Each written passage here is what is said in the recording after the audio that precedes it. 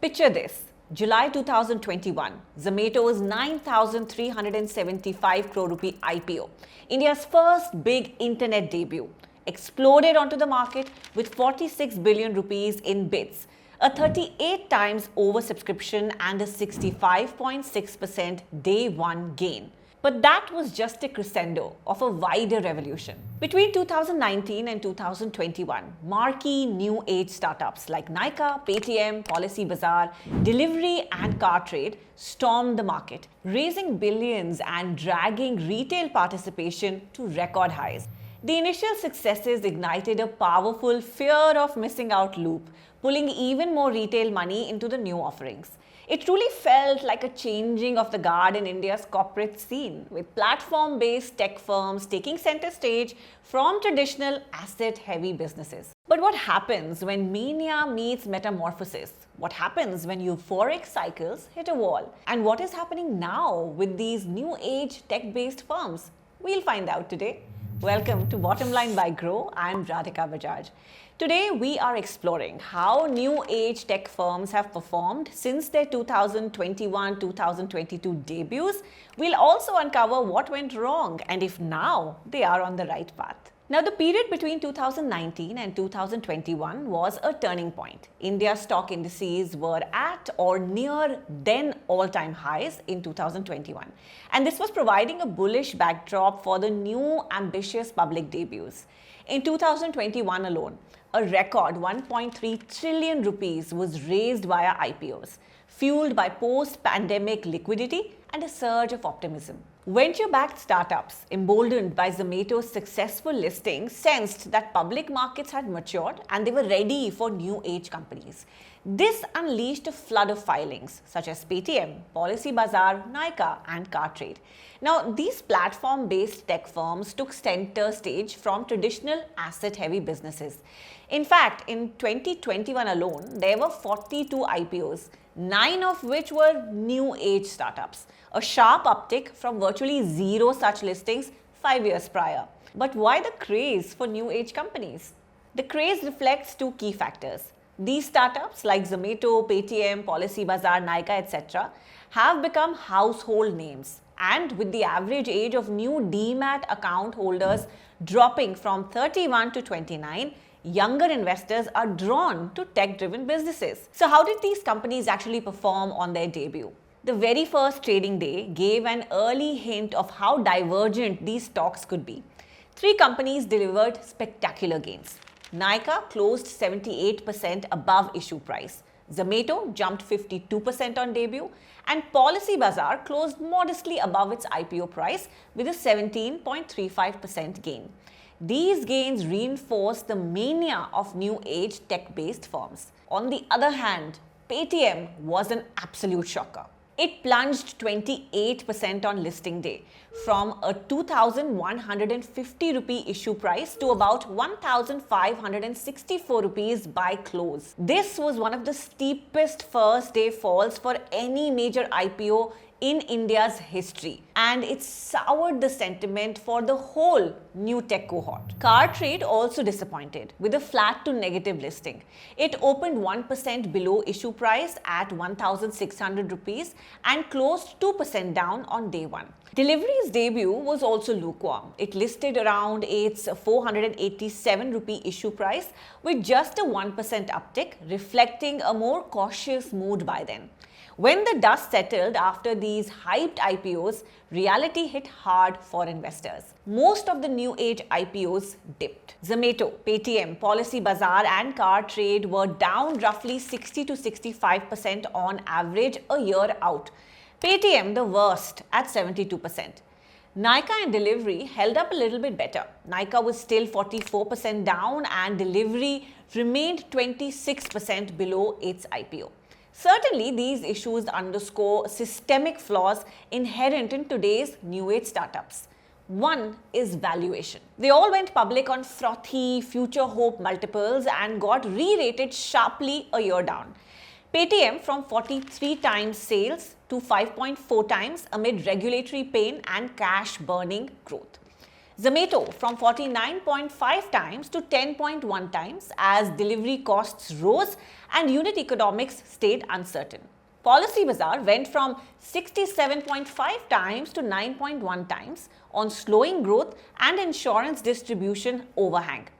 Delivery went from 10.8 times to 3.8 times as logistics margins compressed.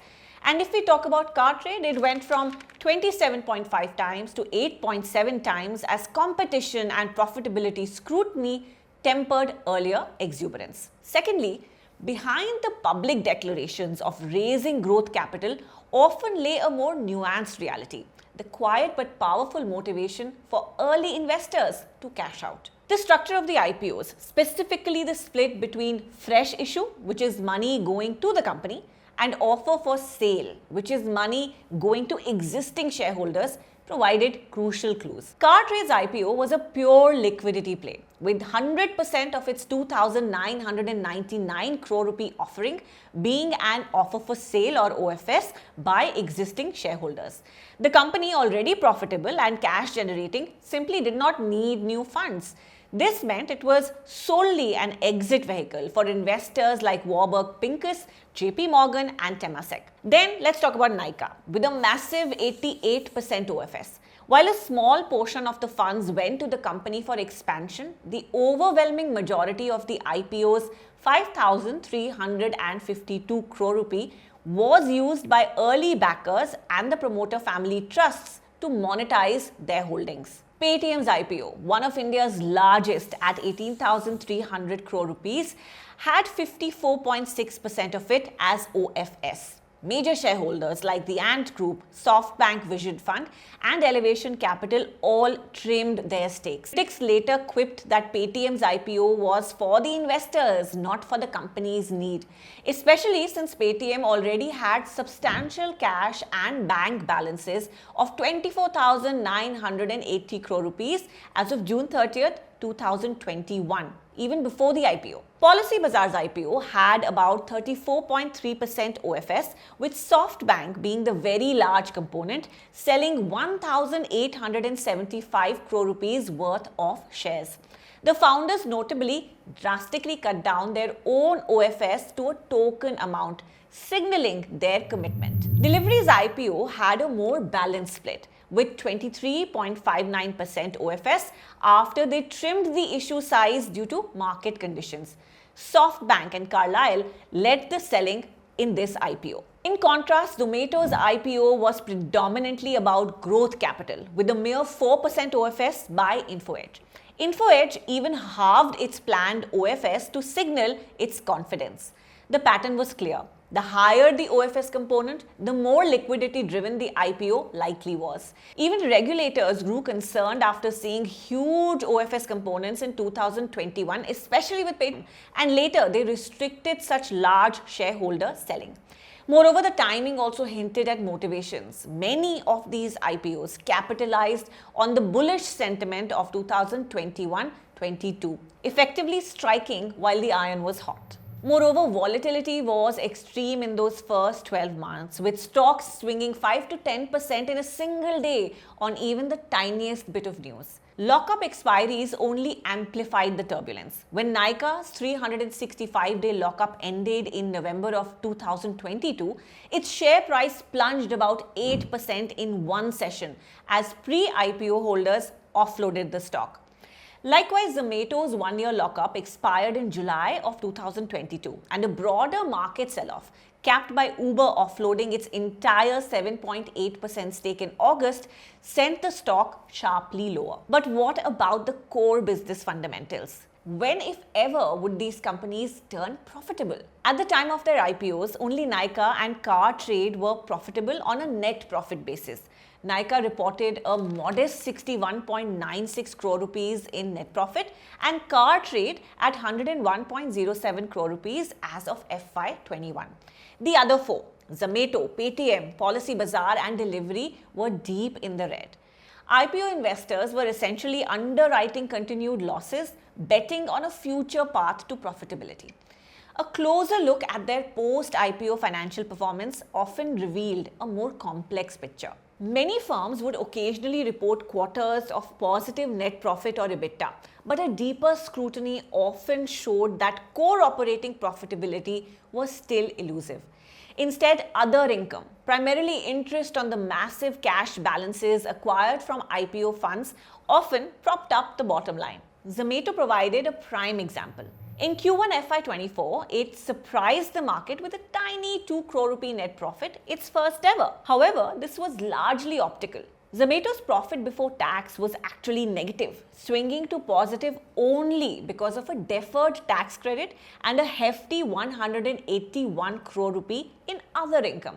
While Zomato's adjusted EBITDA improved significantly, its net profit wasn't truly from operations until much later. Paytm showed a similar pattern. It achieved its first quarter of positive EBITDA, excluding ESOP costs in Q3 FY23, ahead of schedule. Yet, at the net profit level, it still had losses. A significant chunk of its other income, interest on cash from the IPO, was boosting these numbers. While its operational contribution margin did improve significantly from 5.7% at IPO to 50.8% by 2023, a real sign of progress, it could be argued that without the cushion of interest income, its net profit might have still been a loss in those transitional quarters. For Policybazaar, profitability remained a distant goal until FY23-24. It reported annual losses in FY22 and FY23. However, by Q3 FY24, it posted a small net profit of 37.23 crore rupees, but it was flattered since core operations were still loss-making, with 870.89 crore rupees revenue versus 925.91 crore rupees expenses, giving a 55.02 crore rupee operating loss, and the profit was cushioned by 93.61 crore rupees of other income. Nykaa stood out as the only one that had real, although small, profits from core operations at IPO, and it continued to be net profitable initially. However, its EBITDA margins faced pressure post-IPO and its net profit became almost negligible by FY23.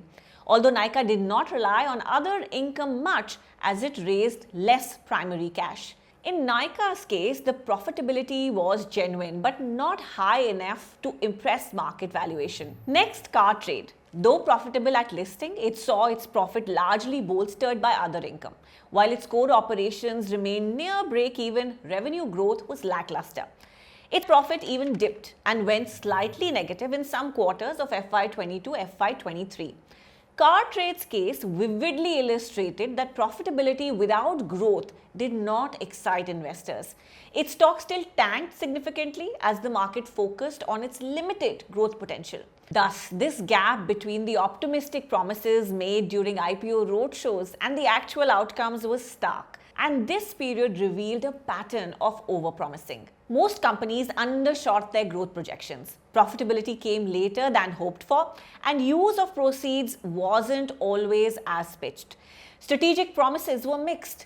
In short, the promise meter for this IPO cohort had a lot of red and yellow. Having reviewed their rocky journey, let's now explore how these companies are now staging a comeback and steering back towards normalized growth. Stretching to 2 years post-IPO and up to present FY25, a partial turnaround has begun to emerge for some of these companies, aided by their improved earnings. Eternal, in fact, has staged one of the most dramatic turnarounds. After years of losses, it broke even on adjusted EBITDA by mid-2023, then delivered back-to-back profits in FY24 and FY25.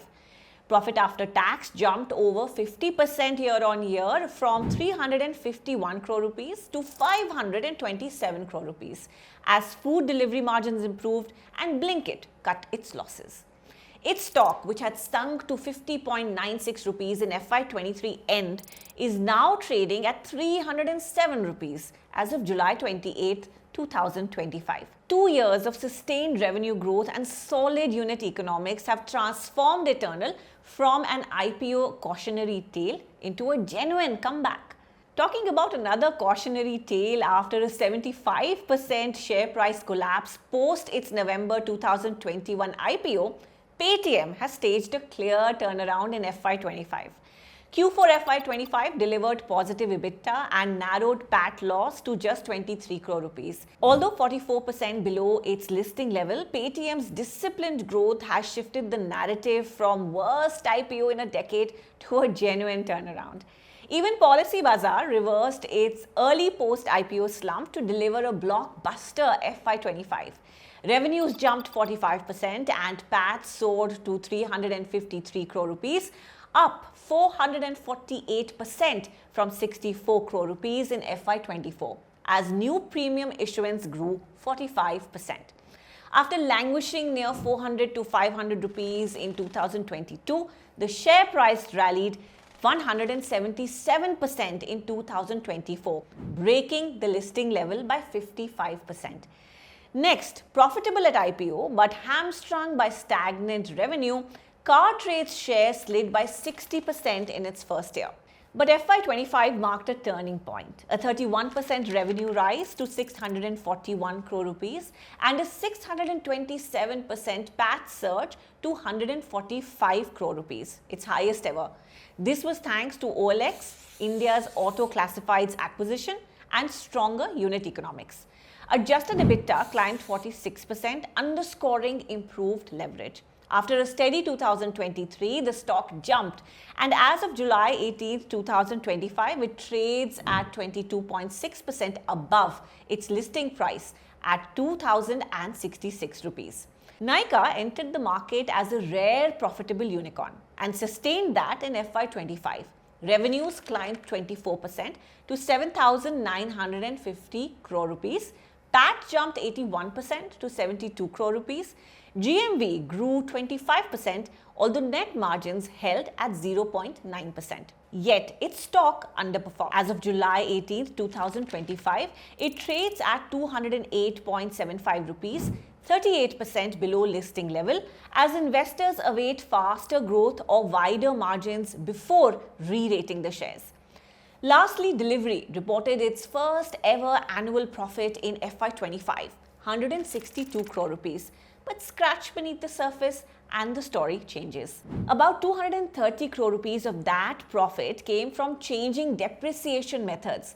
Another 442 crore rupees came from other income, mostly interest on deposits.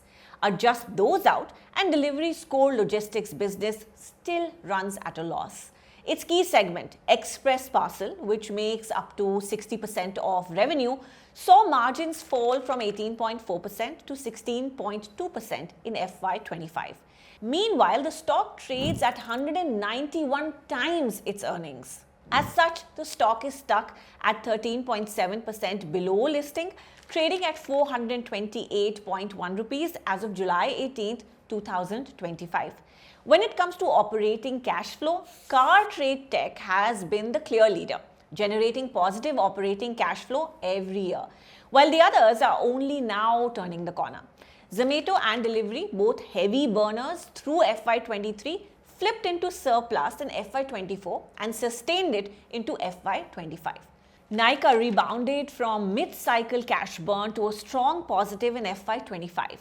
Paytm briefly hit break-even in FY24 before slipping back, and PB Fintech remains at a net cash loss. In short, some of these marquee tech players are slowly transitioning from relentless cash burn towards more sustainable self-funded models, although at very different paces. Moreover, these companies also demonstrated remarkable financial discipline in managing their cash burn.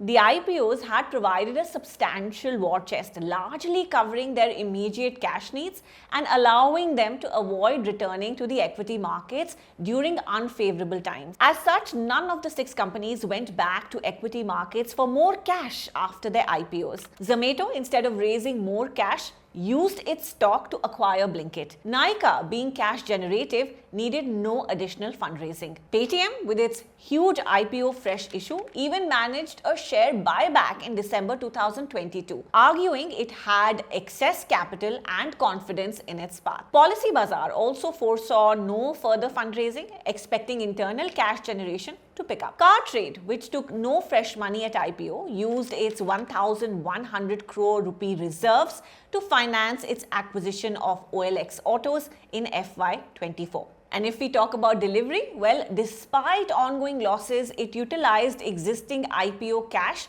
and some debt lines for working capital, actively avoiding an equity raise at a low stock price. As the legendary Benjamin Graham said, in the short run, the market is a voting machine, but in the long run, it is a weighing machine. Likewise, these past 2 years have heavily weighed the initial promises against reality, separating the fluff from the substance. And as these companies continue to write their next chapters, charting a course through competition, regulation, and evolving consumer demands, those of us watching will do so with a lot more perspective than we had during the frothy days of 2021. The stage is set for a more robust capital market, where innovative companies can still raise money, but with a more discerning eye from investors. How do you think both established companies and emerging new age tech companies will perform in the years ahead? Who are you placing your bets on? Let us know in the comments below.